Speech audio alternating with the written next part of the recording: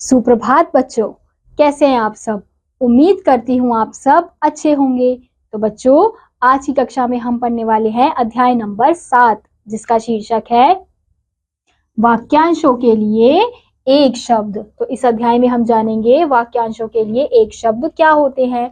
किसी वाक्यांश अथवा अनेक शब्दों में कही गई बात को एक ही शब्द में स्पष्ट कर देना लेखन में रोचकता तथा संक्षिप्तता लाता है। ऐसे शब्दों को वाक्यांशों के लिए एक शब्द या अनेक शब्दों के लिए एक शब्द कहा जाता है। तो यानी कि वह शब्द जो एक पूरे वाक्यांश को एक शब्द में ही बता देता है, एक शब्द में ही अर्थ प्रकट कर देता है, उसे ही हम कहते हैं वाक्यांशों के लिए एक शब्द या फिर अनेक शब्दों के लिए एक शब्द। तो कुछ प्रमुख वाक्यांशों के लिए एक शब्द, नीचे कुछ वाक्यांश और उनके लिए एक शब्द दिए गए हैं, इन्हें याद कीजिए। तो जैसे कि हम इस चित्र में देख सकते हैं, ऋषभ के पिता रोगियों का इलाज करते हैं। ऋषभ के पिता चिकित्सक है, यानी कि डॉक्टर है।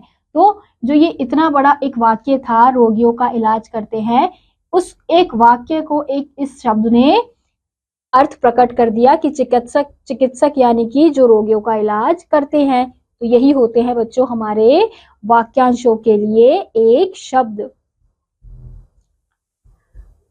अब हमें यहाँ पे कुछ उदाहरण सहित समझाया जा रहा है। तो पहला है जिसने अपना ऋण चुका दिया हो, उऋण।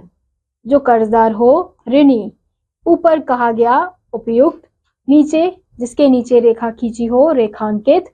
हाथ से लिखा हुआ, हस्तलिखित। जिसकी 4 भुजाएं हो, चतुर्भुज। जिसके संतान न हो, निःसंतान।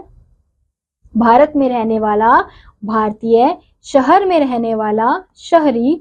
ग्राम में रहने वाला, ग्रामीण। नगर में रहने वाला, नागरिक। पर्वत पर रहने वाला, पर्वतीय। जिसकी पत्नी मर गई हो, विधुर। जिसका पति मर गया हो, विधवा। जिसे तैरना आता हो, तैराक। चित्र बनाने वाला, चित्रकार। नई वस्तु की खोज करने वाला, आविष्कारक। इतिहास को जानने वाला, इतिहासज्ञ।